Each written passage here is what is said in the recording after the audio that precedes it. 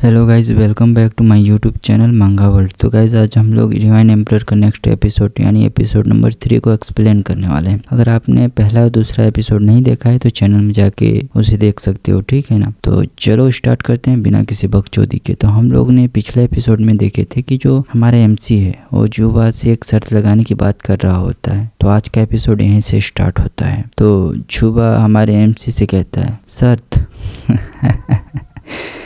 तुम्हारी औकात क्या है कि जो तुम मेरे सामने शर्त रखने की बात कर रहा है? क्या तुम्हें तुम्हारी औकात पता नहीं है? तेरी लिमिट वही है जहाँ से मेरा टाइम पास शुरू होता है। तो हमारे MC कहता है हाथी चले बाजार और कुत्ते भौंके हजार। मतलब तू कौन सा वाला कुत्ता है, भौंकने वाला या काटने वाला? मेरा शर्त बस इतना सा है कि तेरे पीछे जितने भी कुत्ते खड़े हैं ना, उन सबको एक साथ भेज मेरे को मारने के लिए। उन सभी को सिर्फ मेरा एक उंगली ही काफी है हराने के लिए। जिसको सुन के तो जुबा और उसके भाड़े के गुंडे जोर जोर से पेट पकड़ के हंसने लगते हैं और हंसते हुए कहते हैं क्या पंच लाइन बोला बे साला तू, ऐसा लग रहा है जैसे कोई मूवी का सीन चल रहा हो। क्या तू कोई साउथ का हीरो है कि सबको एक उंगली पे हरा देगा? फिर जुबा हंसते हुए कहता है, कहीं तुम्हारा प्लान हमें हंसा हंसा कर मारने का तो नहीं है ना? अगर ऐसा है तो भूल जाओ कि हमें तुम मार पाओगे। तभी एक गुंडा हमारे MC को मारने के लिए उसके तरफ आगे बढ़ने लगता है और जू से कहता है, छोटे भाई जू तुम मेरे साथ क्यों नहीं आते? और आगे चलते चलते हमारे MC के पास पहुंच जाता है और हमारे MC को दिखाया जाता है जो पूरे एटीट्यूड के साथ खड़ा होता है, वो भी बिना किसी भाव के। जिसको देख के तो वो बंदा गुस्से से चिल्ला के कहता है और पंच बनाते हुए मारते हुए कहता है, देखो मैं तुम्हें तब तक मारूंगा जब तक कि तुम्हारी हैकड़ी नहीं निकल जाती, और जब तक मुझे तुम डैडी डैडी नहीं बोलते तब तक तुझे मारता रहूंगा। तभी एक पंच बनाकर जोर से हमारे MC को मारता है। तभी दिखाया जाता है पूरी तरफ धूल ही धूल होता है, बूम। फिर हमें चेंग चेंग को दिखाया जाता है जो अपनी आंखें बंद करके रोने जैसा हालत हो जाता है उसका। फिर जुबा और उसके 2-3 भाड़े के गुंडों को दिखाया जाता है जो उस धुर को देख के कहते हैं ये क्या हुआ, यहाँ तो कुछ दिखाई ही नहीं दे रहा है। तभी हमें हमारे MC और उस मुस्टंडे को दिखाया जाता है जहाँ पर हमारे MC ने सिर्फ अपने एक उंगली से ही उसको घुटने पे ले आया होता है। जिसको देख के तो जुबा कहता है, लूसा गुआंग तुम क्या कर रहे हो, खड़े हो जाओ। जिसके बाद लूसा गुआंग को दिखाया जाता है जो कांपते हुए कहता है, यह कैसी पावर है, मैं तो हिल भी नहीं पा रहा हूँ। यह लड़का कोई नॉर्मल इंसान नहीं है, यह एक कल्टीवेटर है। तो हमारे MC लूसा गुआंग से कहता है, तुम्हारा मालिक तुमसे कुछ कह रहा है, वह तुम्हें खड़ा होने के लिए कह रहा है, वह तुम्हारे कारण शर्मिंदा हो रहा है, ऐसा वो कह रहा है। वह चाहता है कि तुम खड़े होकर मेरे को मारो। तो लूसा गुआंग हमारे MC के पैर को पकड़ते हुए कहता है,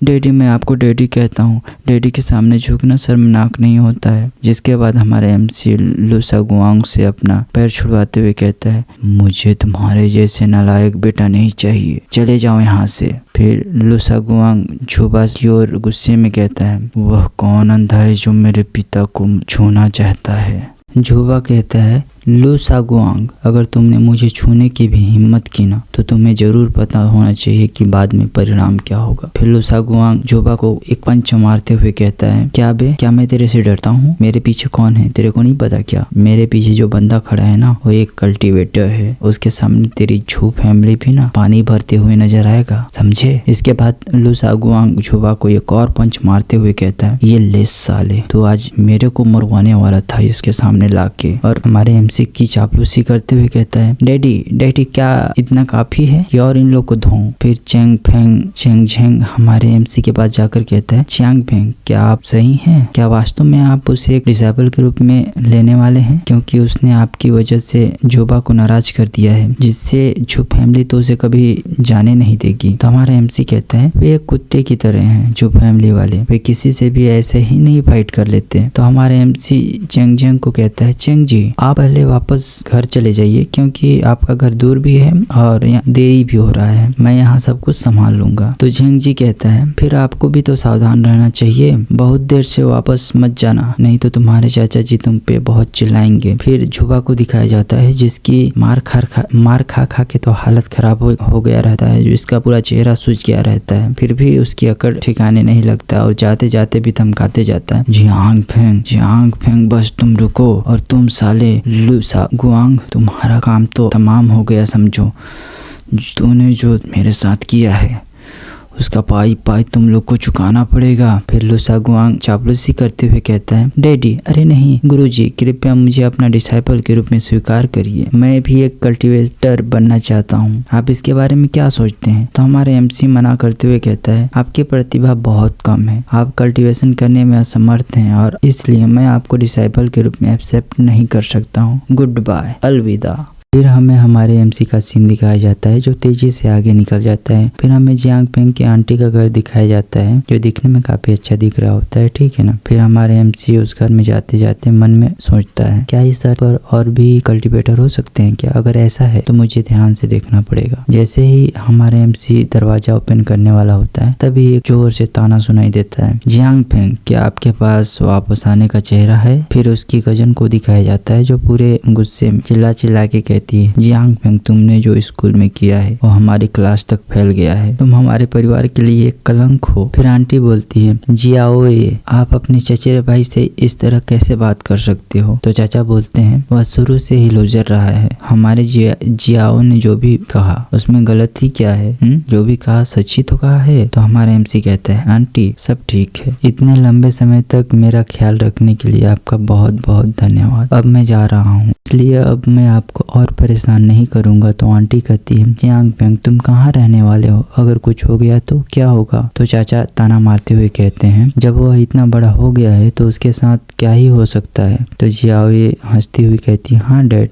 आप सही कह रहे हैं। तो हमारे एमसी कहता है मैं आपको भरोसा दिलाता हूँ आंटी कि मैं पहले से काफी बड़ा हो चुका हूँ, मैं बाहर भी काफी अच्छी तरह से रह सकता हूँ, कम से कम अब की तुलना में तो बेहतर रह पाऊंगा। फिर चाचा गुस्से में चिल्लाते हुए कहते हैं जियांग फेंग अहंकारी मत बनो, अभी यहाँ से तुरंत भाग जाओ, आपको क्या लगता है कि आप हो क्या एक लूजर रास्कल। तो हमारे एमसी आंटी को कहता है आंटी चिंता मत करो मुझे कुछ नहीं होगा और अपना ख्याल रखिएगा। तो आंटी कहती है जियांग फेंग आंटी को आपके लिए बेहद खेद है। तो हमारे एमसी कहते हैं मैं इस जगह पर वापस कभी नहीं आऊंगा और पूरे एटीट्यूड के साथ चला जाता है। फिर एक पार्क में आकर कहता है मैं बहुत शांत एक्टिंग कर रहा था यार, लेकिन केवल 1 मिनट के लिए, अब केवल पार्क में ही सो सकता हूँ, बाकी मेरा रहने के लिए तो कोई जगह है नहीं। तभी बगल में एक भिखारी सो रहा होता है और कहता है ये मेरा कंबल मत चुराना, जिसको सुन के हमारे एमसी कहते हैं मेरा ऐसा दिन आ गया है, एक डिवाइन एम्पर किसी का कंबल चोरी करने लगा, वाह कैसा दिन देखने को मिल रहा है। तभी एक साइड से हेल्प की आवाज सुनाई देती है जिसको सुन के हमारे एमसी उधर जाने लगता है। जिसके बाद सीन शिफ्ट करके एक प्यारी सी लड़की को दिखाया जाता है जिसको 2 लड़के छेड़ रहे होते हैं। तो लड़की कहती है मेरे पास कोई पैसे नहीं है, कृपया मुझे जाने दो। तो एक चोर कहता है अगर आपके पास पैसे नहीं है तो कोई बात नहीं, आपके पास हमें देने के लिए पैसे के अलावा भी बहुत कुछ है।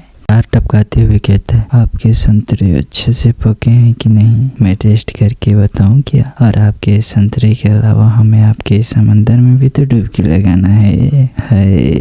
जिसको सुन के लड़की डरती हुई कहती है क्या बोल रहे हैं आप? तभी हमारे एमसी पीछे से आ जाता है और कहता है ये तो मेरी स्कूल की लड़की चैन साओ किंग जैसी लगती है। तभी एक चोर कहता है अबे ओए लौंडे तुम्हारे यहाँ कोई काम नहीं है, यहाँ से भाग जाओ, मेरी अच्छी खासी योजनाओं पे बाधा मत बनो। तो हमारे एमसी उसका मजा लेते हुए कहता है क्या तुमने क्या कहा? मैंने साहब से सुना नहीं, थोड़ा जोर से बोलो ना। फिर एक बंदा गुस्से से हमारे एमसी को मारते हुए कहता है तुम बच्चे अपनी औकात भूल रहे हो, तुम मौत की तलाश में हो। तभी हमारे एमसी उसका हाथ पकड़ के मोड़ देता है। फिर वह चोर चिल्लाते हुए कहता है तुम बच्चे मरना चाहते हो क्या? अपनी दोस्त की ऐसी हालत देख के दूसरा चोर चाकू लेके मारने के लिए दौड़ता है और कहता है साले तेरे को हीरो बनने का ज्यादा शौक है ना, तो लो अब मरो फिर। जिसके बाद हमारे एमसी उसके कान के नीचे खींच के बजाता है जिससे वो बदमाश और भी गुस्सा हो जाता है और कहता है तू तभी ये गुस्सा और भी पड़ जाता है जिससे वो जमीन पर जाके गिर जाता है। जिसको देख के वह लड़की कहती वाह वह कितना स्ट्रांग है। उसके बाद हमारे एमसी उस लड़की को कहता है, अब क्या संतुष्ट है कि इन बदमाशों को थोड़ा और पिटाई करूं? तो दोनों बदमाश हमारे हालत में कहते हैं,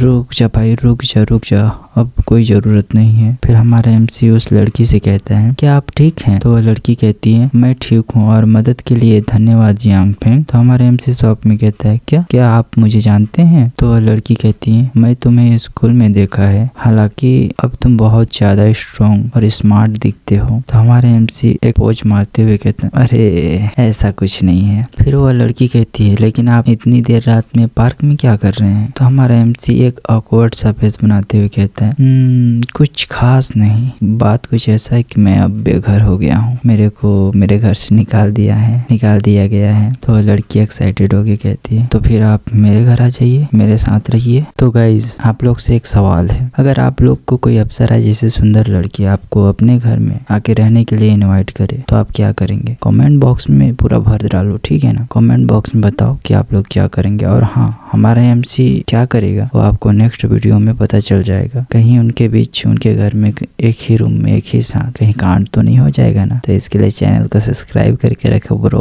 और हाँ, बेल आइकन को दबाना तो बिल्कुल भी मत भूलना, ताकि जैसे ही नया वीडियो अपलोड हो आपको सबसे पहले नोटिफिकेशन से आपको पता चल जाए, ठीक है ना? और हाँ, चैनल में नए हो तो चैनल को सब्सक्राइब कर लेना, और पुराने हो तो भाई लाइक और शेयर करते जाओ, जो मांगा लवर्स फ्रेंड्स हैं उन लोग के पास, ठीक है ना? और आपको नेक्स्ट वीडियो जल्द ही देखने को मिल जाएगा, ठीक है ना? और यार एक लाइक्स करते जाने यार, क्योंकि यार देखो, एक लाइक्स से ना इतना ज्यादा मोटिवेशन मिलता है ना, एक क्रिएटर को ही पता होगा, ठीक है ना? एक वीडियो बनाने में पूरा एक दिन चला जाता है, तो गाइस इतना तो कर सकते हो ना? और पता है कभी कभी तो ऐसा लगता है कि साला वीडियो ही ना बनाए, बट क्या करें, आप लोग के लिए इतना तो करना पड़ता है ना। ठीक है गाइस, मिलते हैं नेक्स्ट वीडियो में। Thanks for watching.